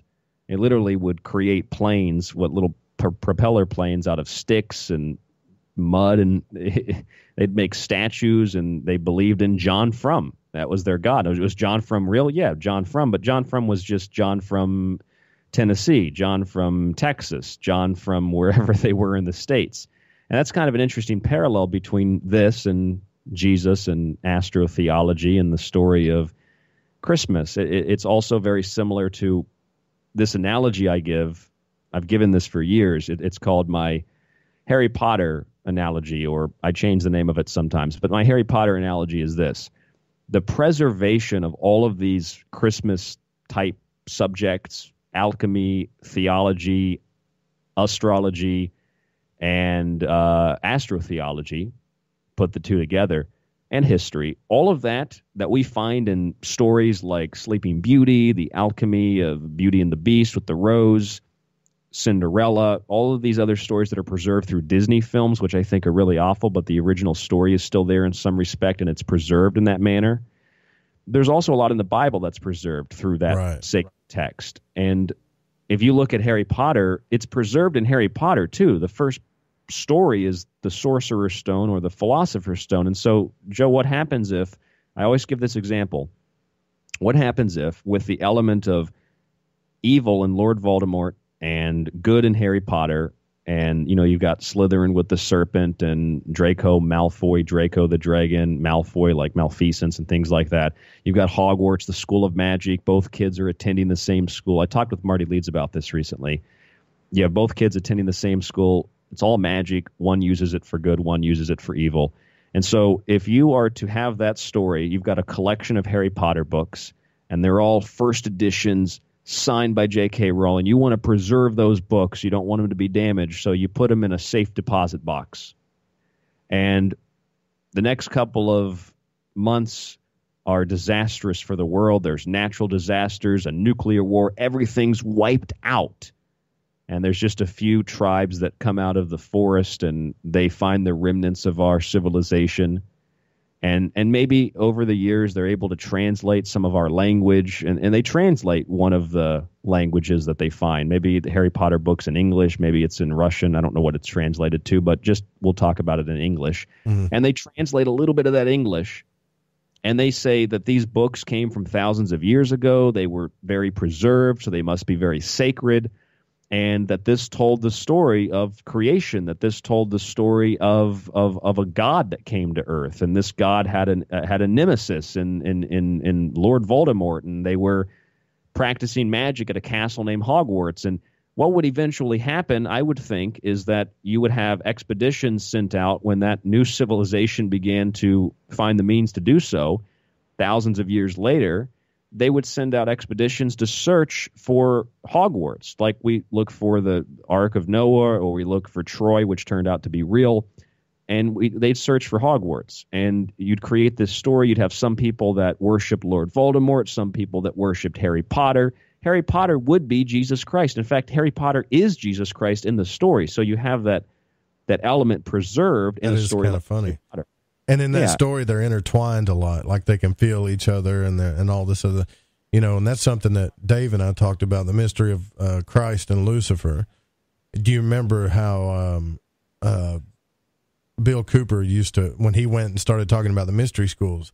Fascinating research. He really got into the meaning of a lot of it, but I think he focused on the literal versions and considered all the teachings evil. But in the beginning, he said, I still don't understand why both Christ and Lucifer called themselves the morning star, right? It was a mystery that he didn't really grasp. And I think that that's the biggest mystery, at least in the story, that we need to figure out before we decide to get polar and evil and all this other stuff, is understanding the nature of things.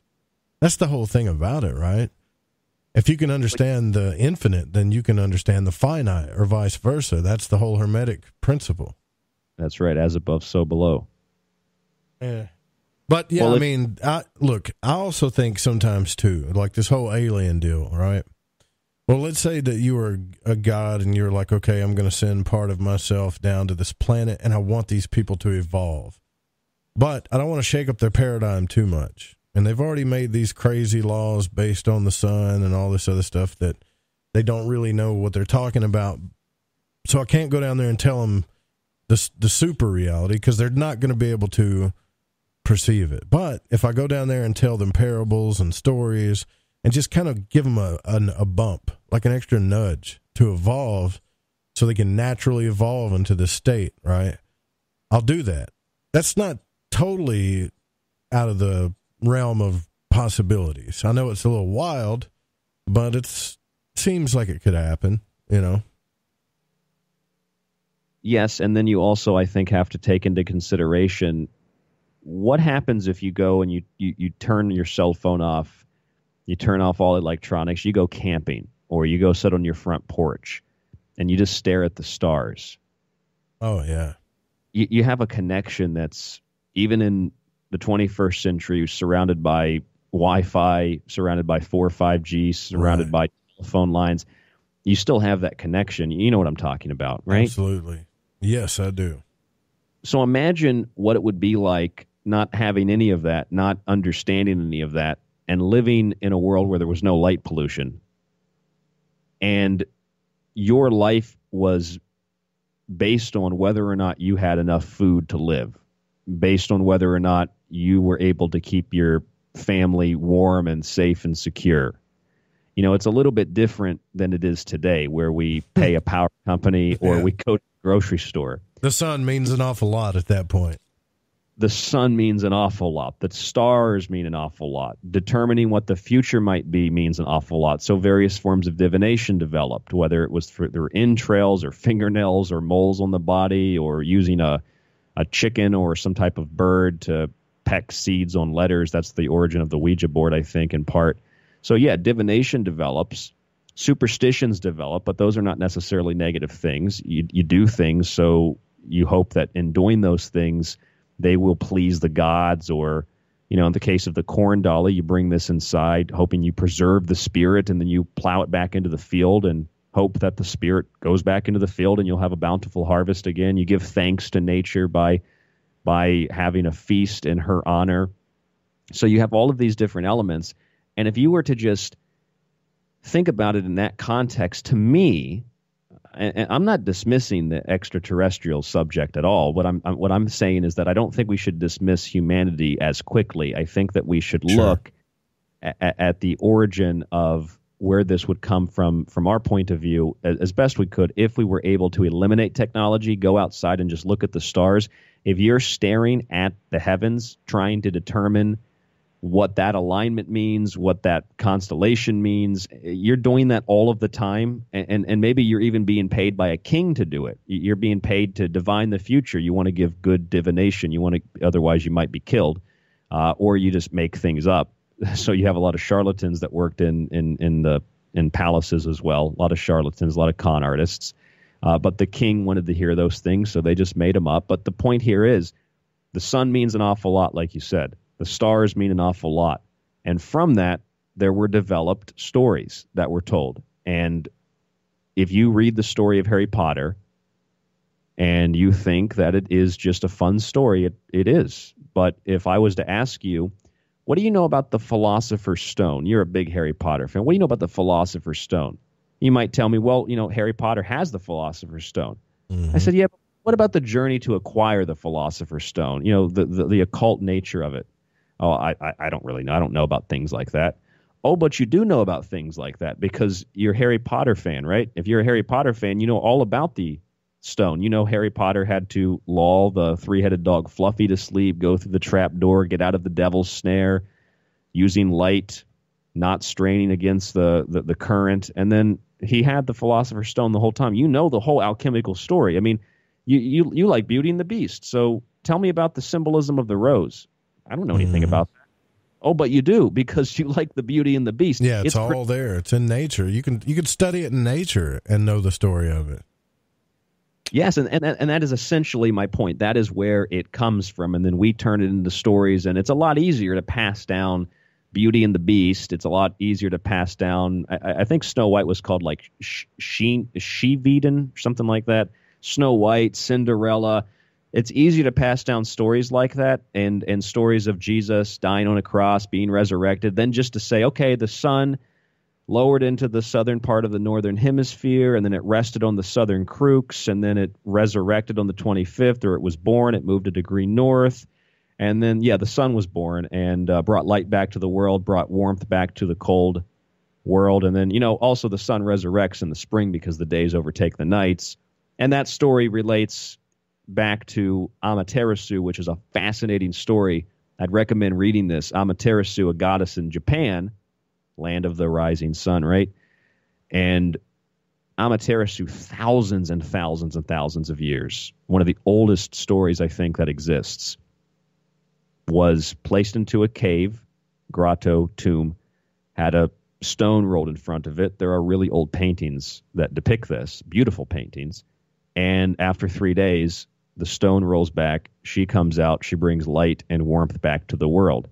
So that story is not a creation of like 2,000 years ago. That story is as old as humanity. Dirt. Yeah, old as dirt. Yeah. For real. I mean, that's beautiful, man. That's a good way to put it. And I like your approach to things. So you have a philosopher's approach. And philosophy is one of my favorite things because they really concern themselves with answering the correct questions, and they would go, in my mind anyways, the right questions, and they would go about it from a very rational point of view. But their biggest questions were, what is consciousness? What is energy? What is force? And you think about those things, and those in your mind, those are really simple answers, but the philosophers would study every book and theory under the sun and history and all of these things to try to find the answers. And I think it was fascinating about the New Testament part of the Bible is Manly P. Hall himself said that it was an astrology book, a history book, a chemistry book, and many other books in one. Now, that tells you that what I was saying before in a few episodes before about symbols is that real powerful symbols can mean a lot of things, and a lot of those things are true. So I find it, if what Manly P. Hall is saying is true about the New Testament, then whoever wrote that, or the series of people that wrote it, really knew some esoteric stuff. It's kind of hard to tell a story with 9 million truths in it, unless they're just true, and you use symbols for it, right? Then it becomes easy, like Walt Disney. I always think about Peter Pan. That one gets me. They use a lot of symbols in that story, and have the heart of a child. And if you grow up, you're a pirate, and you know what I'm saying. And you got to have happy thoughts. With certain fairy dust takes you to this realm, which is like the astral realm or something. And each character represents something. And same thing, a Snow White and the Seven Dwarfs. It's all there. So we all know this deep down in our souls, I think. That's why it communicates to us. And what is Peter Pan? Peter is Pater, father, and then Pan is the goat god. So it's basically father goat if you break the name down.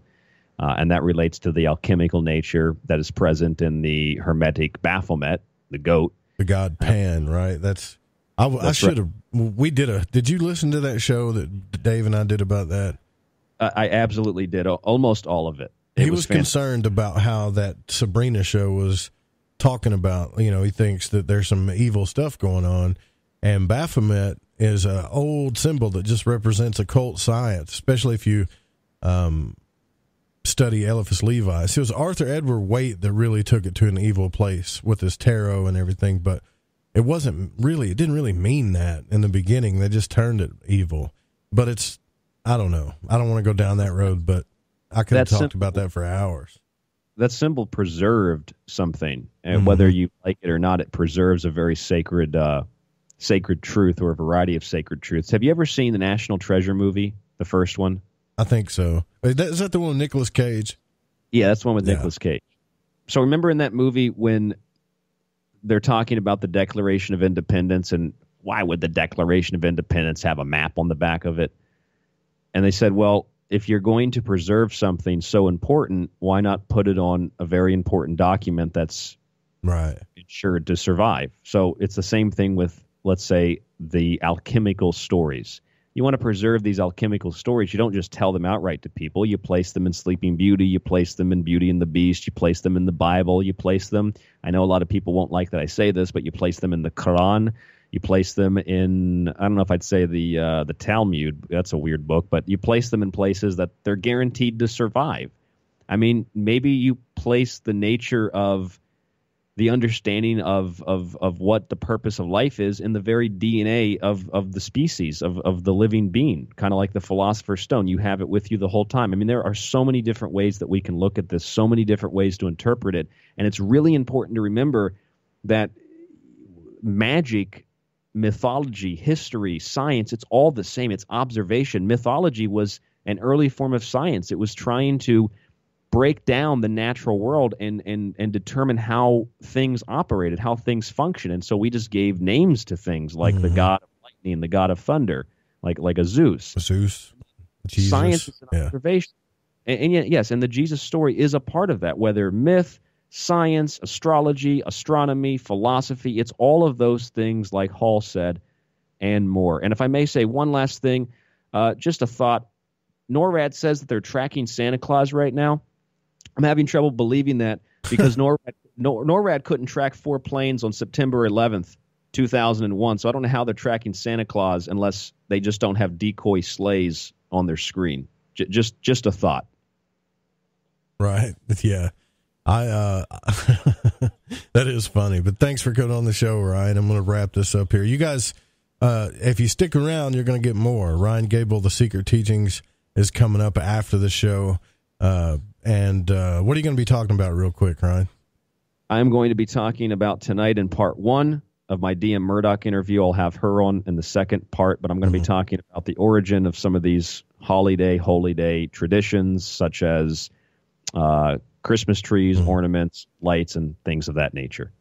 Awesome. So if you're listening live, stick around for that. Also, go to thesecretteachings.info, grab a subscription, get a T-shirt, grab a book, support Ryan, and keep this thing going. And I want to say to all of you as we close out here, have a Merry Christmas and a Happy Solstice. And remember that no matter what, if you choose to pick a side, that's fine. But I would ask all of you to embrace the story of both of the histories, the pagan history, embrace the Christian history story, investigate them, and realize that it's all about nature and the natural process of things, about coming in contact with your higher self, or about a man that helped us move along. Either way, it's a great story, and it's a good time of the year to give, to learn to give and forgive, and to be with your family and love. And also have to say that the show was produced by the Fringe FM and cannot be rebroadcasted or syndicated without written permission. And all of this wonderful music was by Bundy, Carbon-Based Lifeform, Kevin MacLeod, Space Station, and Cassiopeia. Tomorrow night, I don't know if we're going to be doing a show yet or not. Depends on if I'm going to see my grandmother, but I'll let you know. I'll give an announcement. Stay tuned for The Secret Teachings if you're listening live. We'll see you guys later. Good night.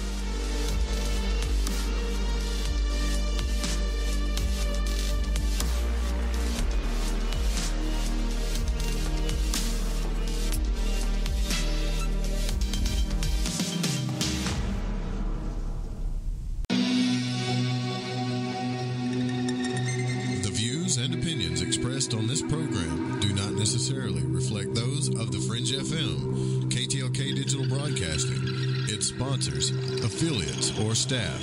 Listener discretion is advised.